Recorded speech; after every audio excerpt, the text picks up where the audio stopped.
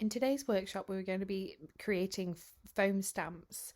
We're going to learn how to carve foam stamps and then create images with two different printing techniques. During this workshop, we're going to learn the basics of creating a printable stamp using foam. Often when creating stamps, lino is a popular choice for medium, but today we're going to explore the possibilities offered by foam as an alternative. During this workshop, participants will learn the skills of how to create the foam stamp and also gain the knowledge on how to use the stamp in different ways. We'll be trying and testing two different printing pattern techniques in this workshop. This workshop is catered to beginners, so everyone is welcome and there's no prior knowledge needed. The two printing techniques that we'll be exploring during this workshop are random repeats and continuous repeats.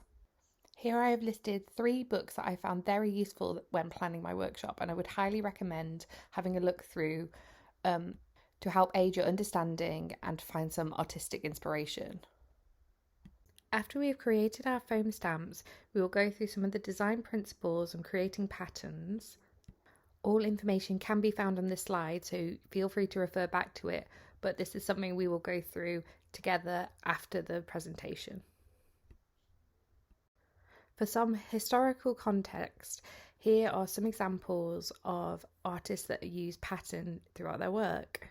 First, we have MC Escher, which on the left you can see is a pattern has been created using block printing, and there's some tile designs in the middle.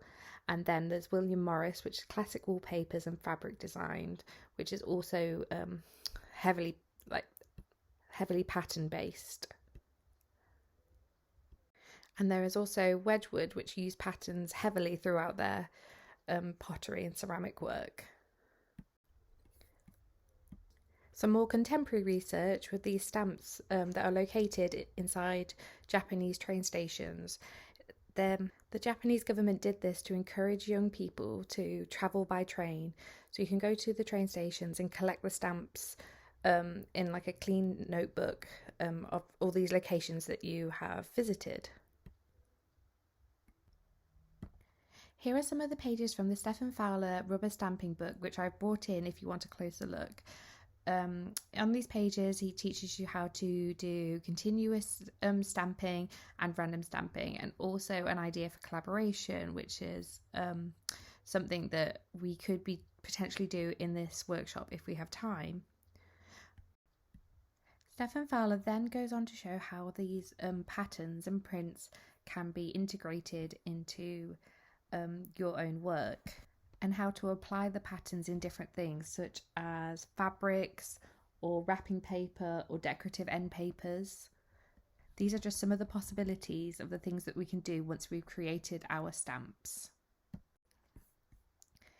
Here is a list of all the things that you'll need for this workshop, which is pens and pencils, craft knives, scissors, stamp pads, paper, glue and templates. I've created some templates for those participants that may not have any ideas on what they would like to carve. Don't worry, I have provided all the equipment above for you, so there is nothing to worry about. Before we get started with the workshop and me showing you how to carve the foam stamp, I thought I would show you it in my own work. This is just single-use stamps where I've created short narratives. These happen to be a trip with my friends to Llandudno. As you can see, there is a mixture of pattern and text, and also different use of colour as well. I've then created patterns using foam stamping as well, using the techniques that I had learned in those books that I had recommended, playing around with colour, pattern and shapes. I've then taken these patterns that I've been playful with and applied them to projects such as the designer sock contest. This is just something to think about when creating these stamps, like how could you apply this to your own work? The expected outcomes for this workshop will be to have some actual foam stamps. So you'll have the physical foam stamp, which you can use over and over again. Something I really love about this is because they are a physical thing that you can hold that feels very permanent. And the other expected outcome from this workshop is obviously the physical stamp, but then the practice of the different printing techniques. And we also have an opportunity to possibly collaborate with other participants. These are examples from a practice workshop I did with two of my friends, where we all had separate elements. I did the stem, my friend did the leaves, and my other friend did the petal.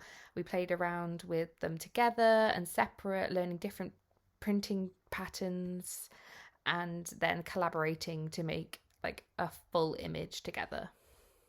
Thank you for watching this presentation. I will now actually show you how to carve the stamp.